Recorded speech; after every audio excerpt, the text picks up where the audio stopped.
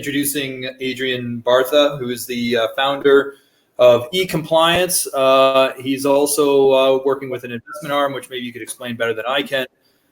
He's doing some work consulting with McKinsey and Company, which is, I'm sure everyone's familiar with, kind of business consulting leaders, global operation, very interesting stuff. I've known Adrian for about 2 years now. I'm familiar with eCompliance. I think it's a fantastic product, leader in the safety space, and a Canadian-based company as well, which is fantastic. And so Adrian's, working with different startups, obviously a health and safety focus. And today we're talking about reimagining safety, building an increasingly resilient construction industry, which we obviously is very appropriate for the time we're in currently. So I don't know how I did with my introduction there, but I'll let you take over.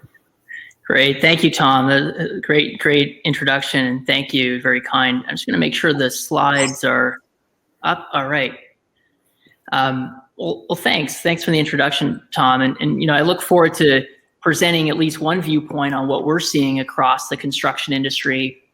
We work with about 150 different construction firms, mostly in Canada and the United States, but also increasingly around the world. And it's an interesting point to be at during a pandemic, because the connection between safety and health and safety and the growth of our companies probably couldn't be even more direct than it is now. So it's an interesting time.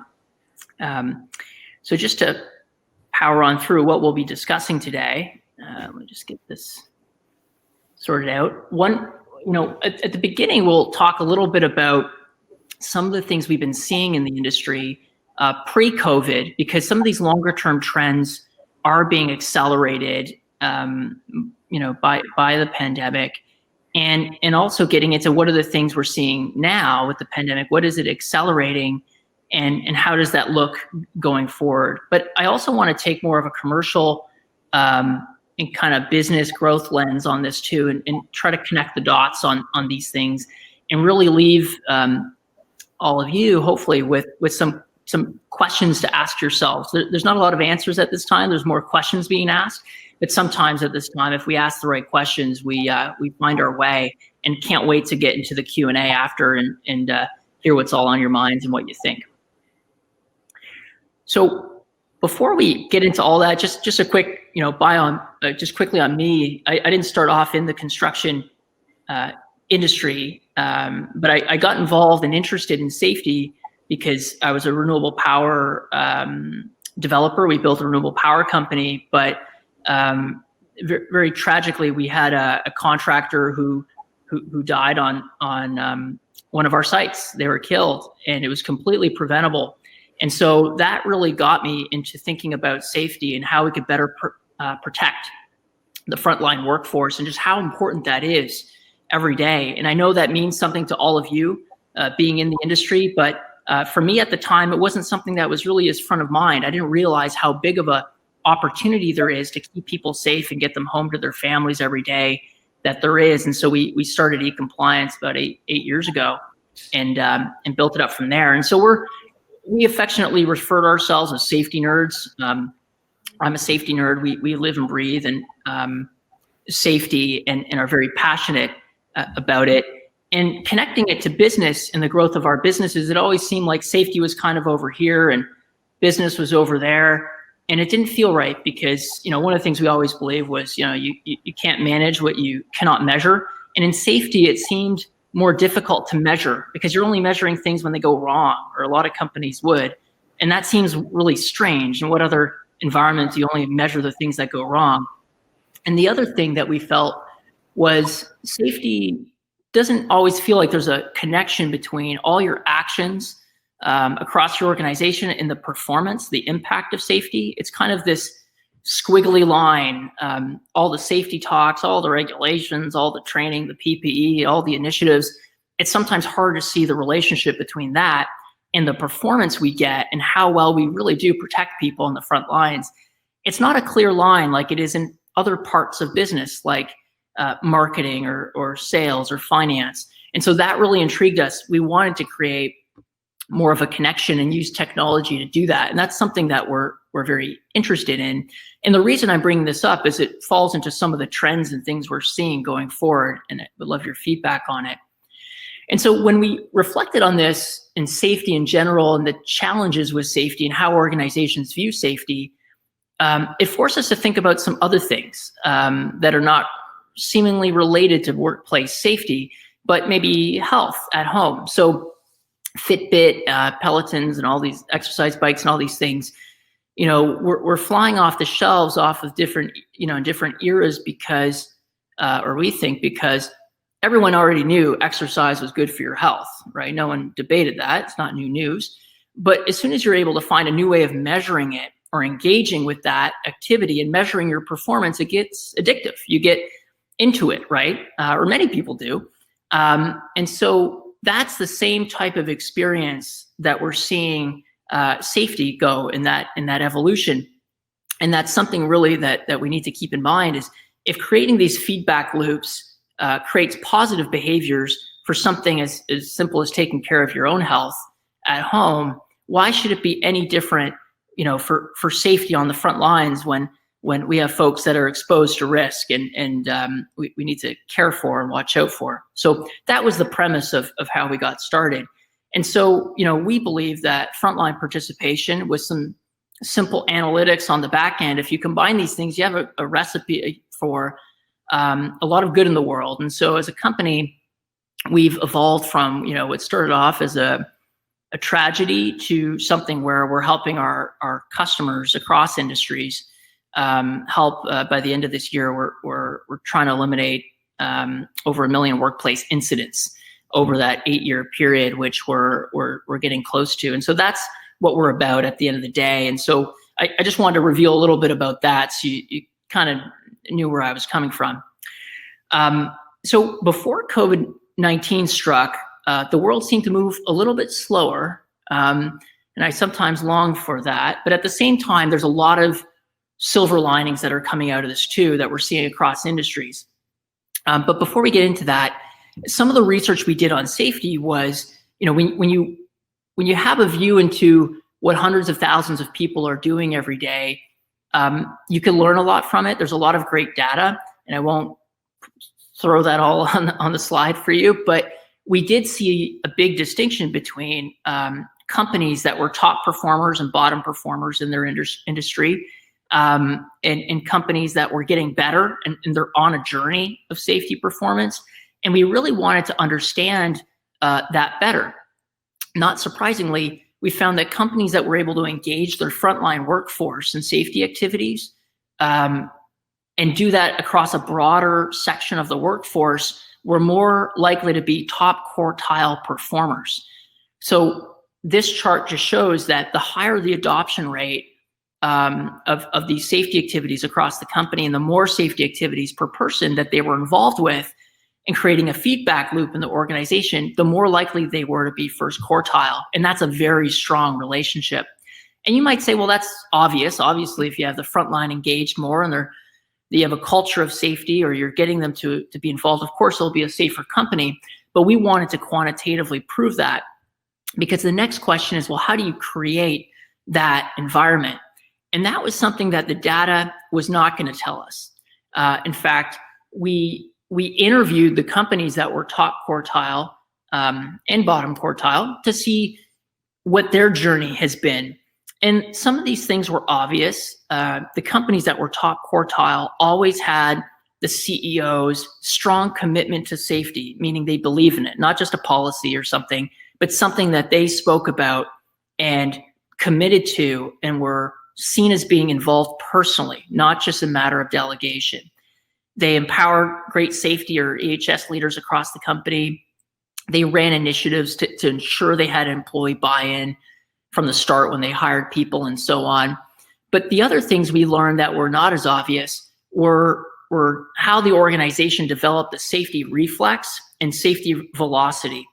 And we have a white paper on this, so I won't bother you with all the details. But what it really meant was, how good was the organization at learning about something that happened on the front line and responding to it and creating a two-way street with the staff, and how quickly does the organization make a decision or disseminate information on safety and absorb information and take action on it, take leadership decisions on it? And so, if you imagine the old world of, you have a quarterly safety meeting or something happens at the board, a decision is made, and 3 months later, some decision is made and it's communicated to someone, like that would not be a strong safety reflex. That would not be high safety velocity. And we're starting to see organizations that look at trends and themes on a daily, weekly basis, and it gets visibility at the executive level, but it's done in a way that they're able to make intelligent decisions on it. And that's really interesting. And that really sums up, if I had to sum that up, a lot of that's leadership and culture.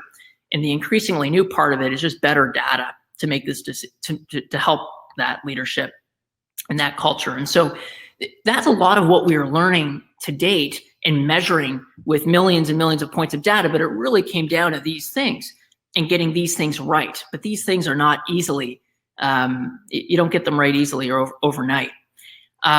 So with COVID coming in through all this, we thought this quote was a great one. The pessimist complains about the wind, the optimist expects it to change, and the leaders adjust the sails. And I got to say, I'm really impressed with the leaders across the construction industry, because that adjusting of the sails and finding ways to strengthen your businesses is something that we've been really seeing folks rise to the occasion of, more so than I would have anticipated. And so, I think that's something as an industry to be proud of, for many ways. This is just showing some data of certain types of usage in our product over COVID. And obviously we saw a decline in usage as certain work sites were shut down and uncertainty. But it's interesting seeing on the other side, we're almost getting back to the same level of activity that we were before, which shows that there are some green shoots. Although I know a lot of people are rightfully proceeding with caution, as we should.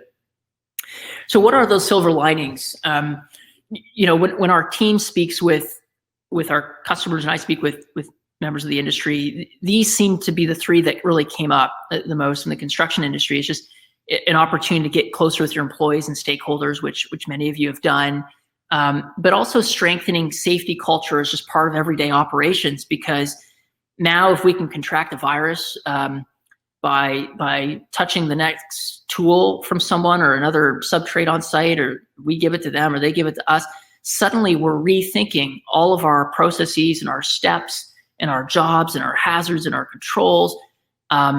And that's actually a pretty good thing, because it allows us to strengthen safety as part of all those things and not looking at COVID in isolation.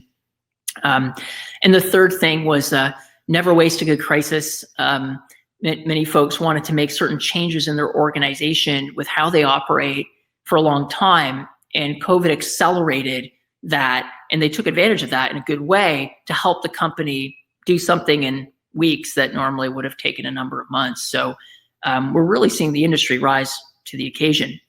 And I think COVID, at least for me, but we see it across a lot of folks, it's questioning all these fundamentals.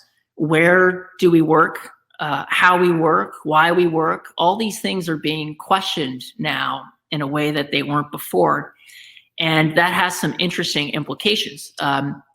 Some quick data where we work for the folks that work in offices primarily, like many of you, like myself. We're not if we're not always on site, we're not on site, physical sites. A lot of folks were talking about, well, am I an office person or work from home person? I did this quick poll on LinkedIn, and out of about 100 people, most people obviously prefer a more fluid workplace. So I'm sure there'll be some changes in expectation of that going forward. But I'm not an expert in that. I think the other interesting thing is why we work. And in the construction industry, there's such a huge opportunity to really reinforce the types of things that we're building, whether it's a sewer system or a hospital or a transit system or anything like this.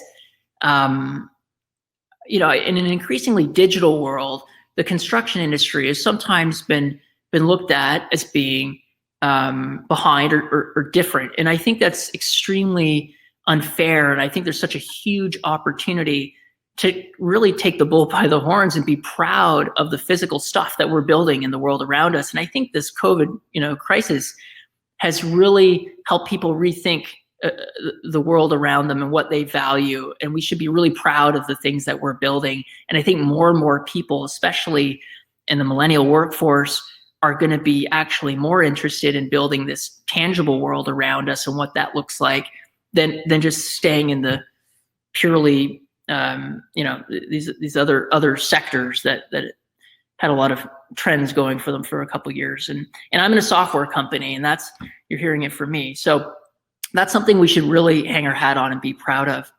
A lot of what I'm going to talk about with our trends is how we work. How we work is fundamentally changing, and I've seen it in even just 5 years in this industry. And it's incredibly exciting because things that I thought would take a generation to change are now changing in just a couple of years, and in some cases months. So I have two slides of some of the trends. I'll talk through them, and we're going to do a poll shortly or whenever they want to put it up, of whether you feel your organization is more on the left of this slide or the right. Because what we see is a trend from left to right. So the first trend is, we all, most of us probably felt our health is our personal responsibility, but we're increasingly seeing companies, construction firms especially, make the health and wellness of their workforce a corporate responsibility. So how does that translate in construction? One of our clients has been for a long time now doing stretching exercises in the morning and afternoon with all the contractors and trades on their site, almost doing yoga on the construction site. Not quite yoga, but something like that, to help ensure that from an ergonomic perspective, people are stretching, they're ready for work, and they're a little bit warmed up.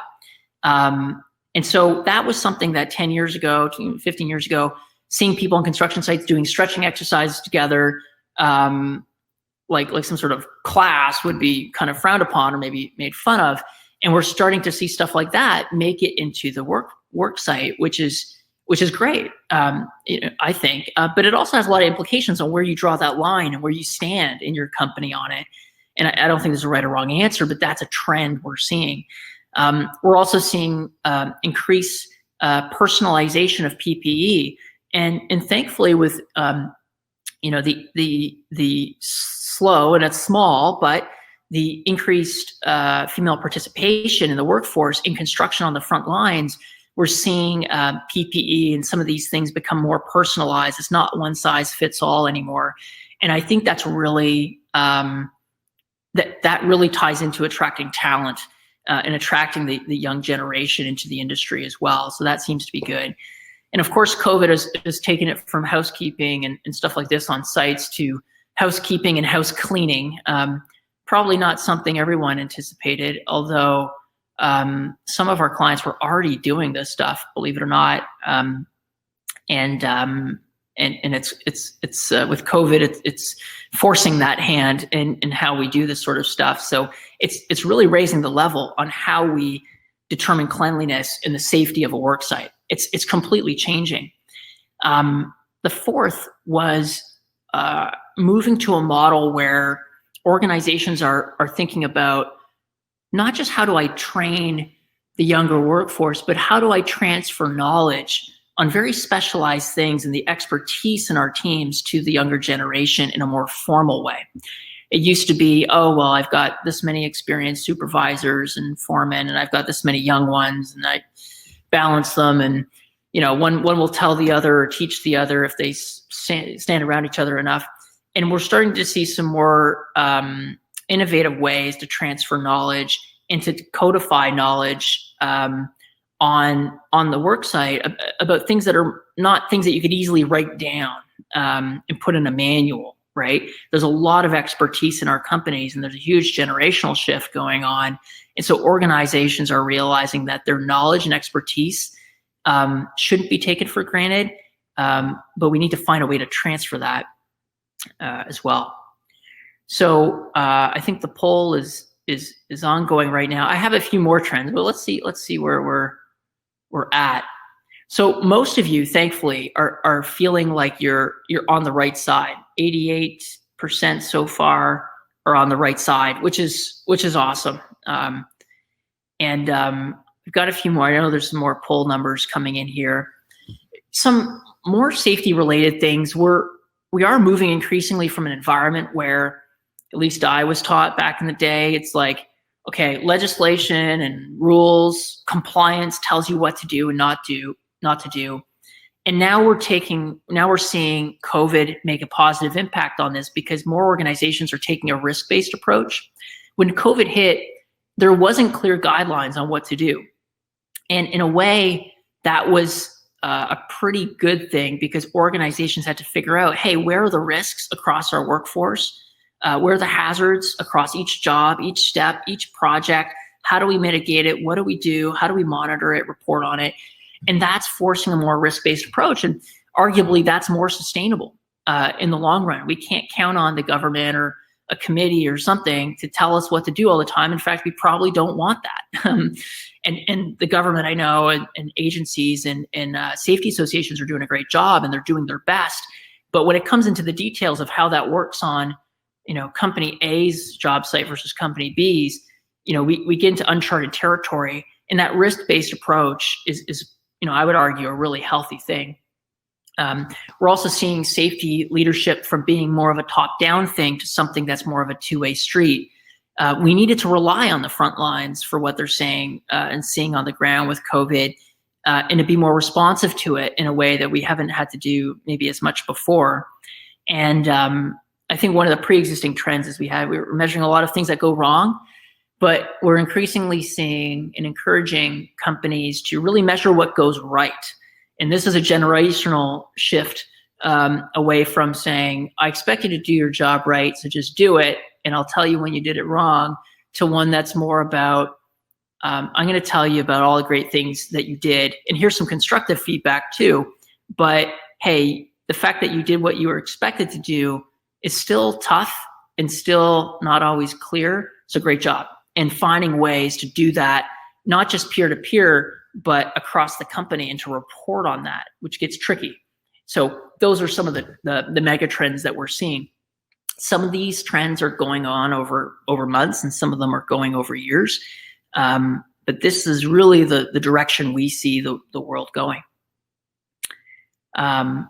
So we had 93% of people say they're on the right, which is awesome, which means that the CanVim audience is probably more on the leading edge, I would say, than the average companies out there, which is great.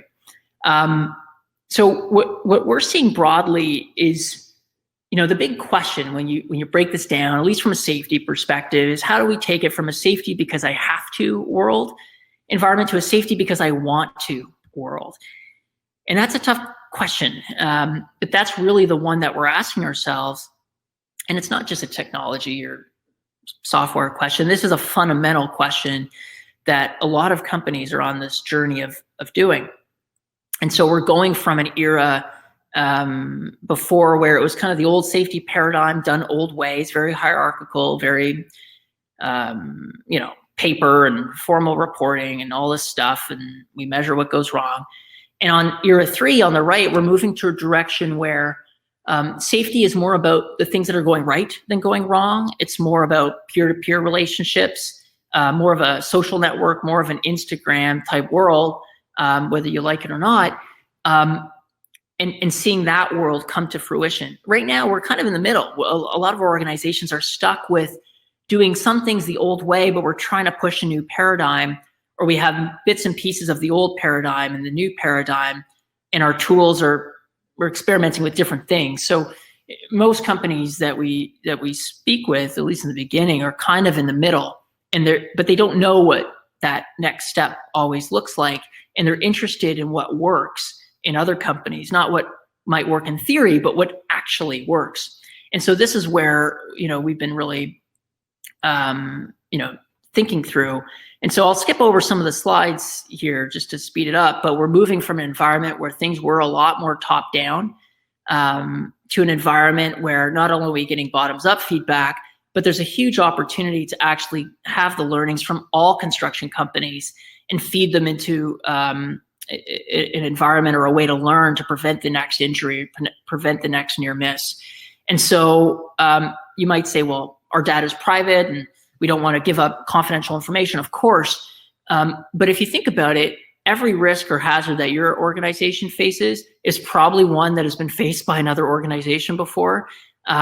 We're unique, but we're not that unique. And so there's a lot to be learned from it. And so a tangible example is if I'm a young person who's new to the industry and I'm using a piece of equipment for the first time, I probably want to know what was the last 3 things that didn't go right with this type of piece of equipment within 30 miles of here in the last 12 months, or to have the top 3 tips, given to me on what I should watch out for that my organization has learned or our industry has learned. And so that real-time information is something that we see across, we see in other ways. We actually see it in social media. It's just done for a different purpose. Social media platforms take our content, put it out there. They pull in content with the idea of selling you ads and to buy all that stuff on the right-hand side. So whatever you think of that is kind of separate, but we think that a lot of this and what we've learned from this from a technology standpoint could actually be applied to helping save lives and preventing big injuries and incidents on site. And without getting into the detail of this, there are some ways that we're experimenting with that don't give up confidentiality of information or specific companies or people or anything like that, but really help create a more informed workforce and a workforce that's more engaged in safety at the same time. So that's what we're working on, and I'll skip through some of the stuff that we're doing, but it's exciting, and it's exciting to see that safety because I want you world come about. And I know I'm running out of time because I really want to get to the Q&A. So what's at stake for our industry as we live through COVID and we see that the safety is changing and how these things are being perceived is changing. So, one of the things I really want to impress upon is, there will be some companies and some of you, some organizations that really rebound strong out of this, and others that will rebound but not rebound as strong. And one entrepreneur in the energy industry who lived through like 5 oil crashes, or all the oil crashes, I guess, said to me, well, we all go down when the industry goes down at some point. You can't, don't fake it. We all take a hit, but we've been able to grow a great company over 30 years because when we bounce back stronger than our competition. And that's because we ask certain questions and we rethink certain fundamentals during that time of crisis. And so these are some of the questions and things that I think are more generalizable that can be learned from. But this is a huge opportunity for a lot of organizations to rethink things and to really ask themselves who's stepping up, what processes and things and systems haven't worked in the past, what should we try different, and let's try something new. Secondly, I think it's a great time to do that with keeping a frame of mind that, and some might disagree, but our buyers of construction services are ultimately public opinion, and what the public and the users of our services, ultimately of what we're building, think. And so there's probably no better time to rethink how we're doing certain things as an organization, and to know what we really stand for, and to do it in a light that's being built for the future of wherever you see that going. And so that might seem like a vague statement, but if we can imagine what the world really looks like in 10 years and what our buyers of services will value and what will change versus 5 years ago, there's a delta in there. And that's a delta that we can really use to consciously focus on the right changes in our organizations. And lastly, there's a huge opportunity when we put the facts below on this slide together to think about how we're attracting talent, how we position what our companies really do and the purpose they really serve for society, combined with how we operate and changes in how we operate, and ensuring our places are not just safe but healthy and great places to grow for people, is going to do wonders for positioning our industry, the construction industry, as one for the generation that is looking for work now. I think it's such a great time to rewrite the rules and rewrite how construction is perceived, and to really show that we're building the world around us and no one else is going to do it, and we have a great opportunity to shape that world. That's a huge, that's a big message for young people that are entering the workforce.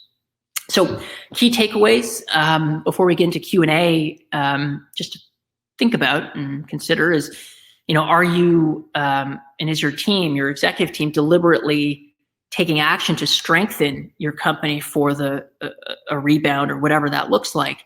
And if so, what are those things? What are we trying to strengthen? What are we trying to be different about in our companies? And we can't predict the future, but we do hold control of many of those things. And that's something I just encourage you to be open about with your teams. It could be just even a part of your company, right? It doesn't have to be the whole company, but that's something I would consider. And then the second is, will you be on the right side of safety's megatrends coming up? It sounds like most of you feel confident you are, which is great. And if you're already in that direction, then all the power to you. And let's stick together and trade ideas and make sure we share our successes and great milestones along the way and doing that. So that is it. And I think we'll turn it over to Q&A.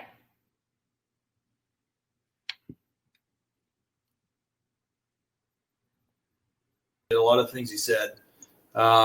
Regarding that poll, it could be that our audience here is advanced, or it could be that we're a bunch of liars. So maybe we should have a separate poll on whether or not people are lying. But no, really good. I just want to reiterate some of the points you made.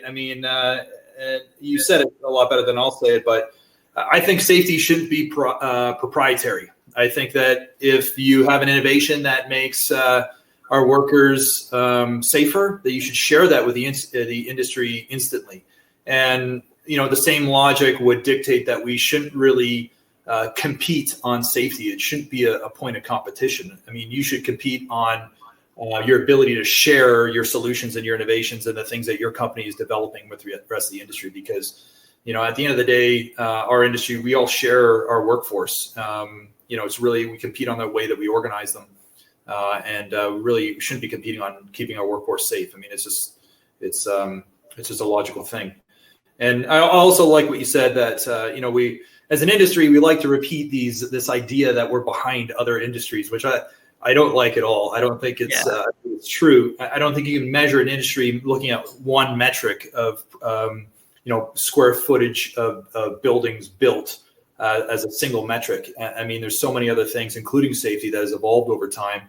The densification of our urban areas. We're building buildings that are taller, that are sophisticated. Our buildings are now essentially computers that have to operate with heating and cooling systems that they never had. And when you look at productivity as one metric, you could say that maybe all the other industries are catching up to our industry because we peaked. There's so many ways to look at that data. So. Anyways, great presentation. So you mentioned measuring as a key thing, and I really like that. I don't think you can. I'm not making this up. Someone else said this, but you can't manage what you can't measure. And I think a lot of the other safety systems, are about measuring faults and conformity to rules rather than risk mitigation. And I really like the emphasis that you put on. Measuring and tracking and rewarding and reporting on risk management. I think that was really great. Not really a question there, just a compliment. No, it actually brings up an interesting point because, like in our organization, we measure things like customers that grow with us, that expand with us. If we lose a customer, which is rare, but it does happen, we measure it, and we have all these stats. And on one side, stats and measurements are great, but on the other hand, we can't lose the stories. And so the qualitative stories of the decisions our people make every day are so awesome, and they can't be captured by data very easily. And I think that's something that we just have to face into, and both are important. And so a lot of executives some have told me, hey, I want to measure everything. And others will say, I don't believe in measure because I'd rather have a conversation face to face with someone, and both are important. And so I think a lot of people are realizing it's not an either or world. In fact, better data might help inform those stories and tell better stories, and better stories might tell you what to measure with data. So there's two sides of it, I guess. Yeah. I mean, telling the story is really what affects culture. People remember stories, and that's what reinforces things. And what you mentioned, I mean, you didn't call out millennials and all this generational stuff, but you kind of hinted on it, that the old school thinking of sink or swim. Here you go. We're going to drop you into this situation, and here are the rules, and don't screw up. I mean, that kind of thinking doesn't create a culture that people want to work in necessarily, and it doesn't really allow you to refine behavior. Whereas reporting on successes and having that positive reinforcement makes a huge difference from a culture standpoint. And I do think that is a generational thing, as you pointed out. Yeah, absolutely. The feedback loop of the younger workforce that they want is just different than the one of previous generations. There's a huge opportunity in that, because on one hand, I know many of us, will kind of be annoyed. Some people want feedback, daily, weekly. But when you think about it, that's such a great thing for an organization if you build that reflex. We've seen a big shift in a couple years for it. In fact, most folks in the construction industry I speak to now are talking to me more about the unique ways that they're doing that, whereas before it was more about resisting that. Right. So you want to, I mean, that's how you make yourself look good. So yeah, to get people to volunteer to bring lessons learned forward, you really got to celebrate the fact that, hey, you're sharing this lesson, which is going to prevent this from happening on another site. Exactly. So your platform is obviously very data centric, and to get good data to be able to measure in real time and get that result, that's a challenge for a lot of organizations. I mean, you have to be very disciplined to roll out, say, mobile tools and train everyone and get them to use the tools properly, and then you need consistency on your processes and whatnot. So can you speak to that, the challenges of that a little bit? Rolling out a new platform, managing change within an organization, and obviously it helps if the tool is super intuitive. But what are the methods that you do, and how do you live with your customer to help them through that change, to help them? Yeah, it's a great question, because there's kind of like how safety is done in a textbook, and then there's how safety is done on site. And we've over the years developed a few approaches for helping the organization define its own goals and its own success with safety, because everyone's on a different part of this journey.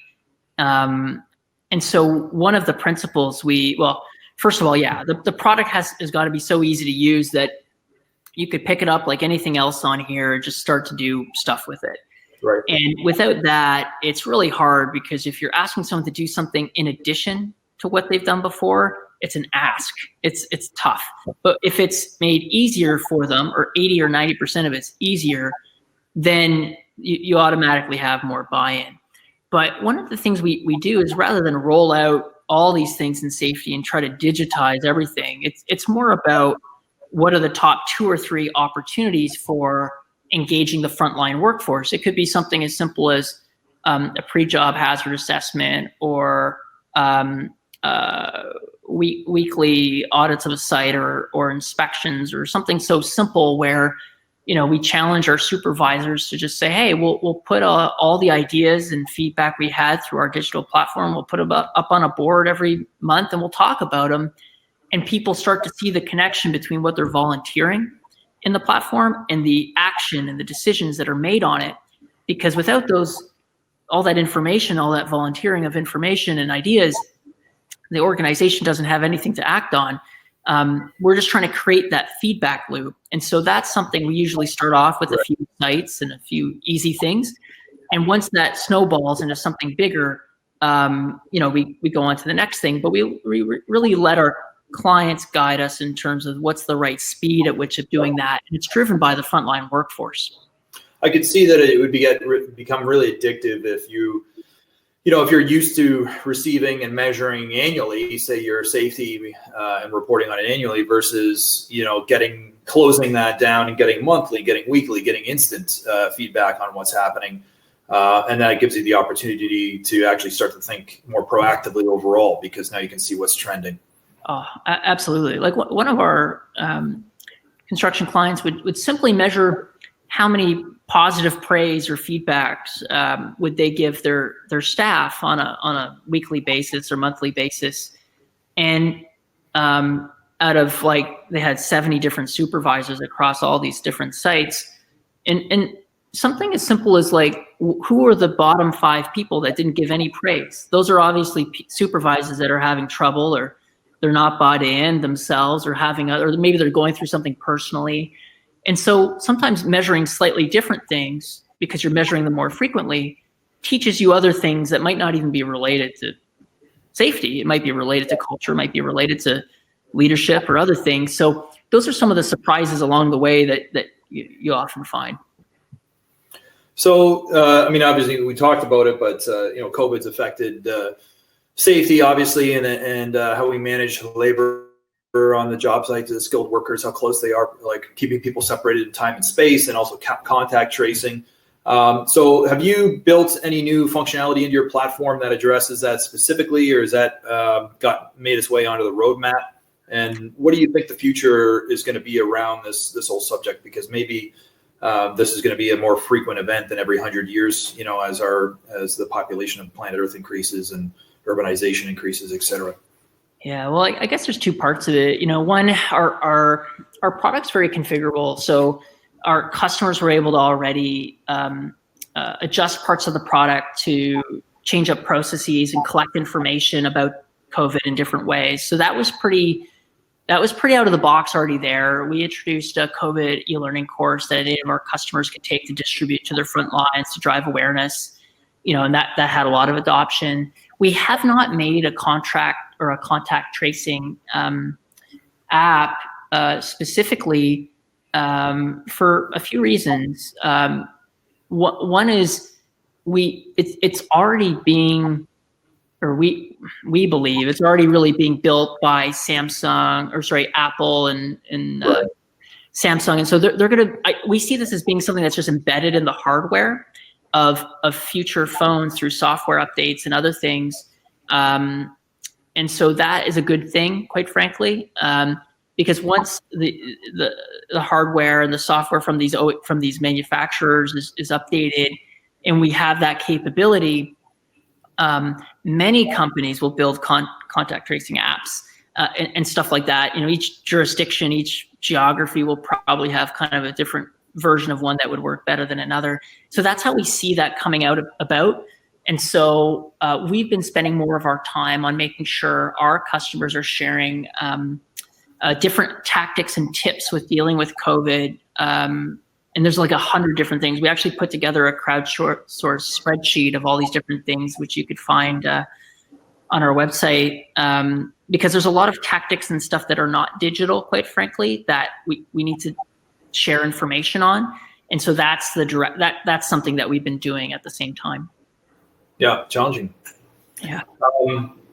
I really like what you said about this being an opportunity to bounce back strongly and rethink, as we ramp back up, rethinking our current operating standard around safety and all sorts of other things. So that's pretty inspirational, and I really enjoyed your presentation quite a bit.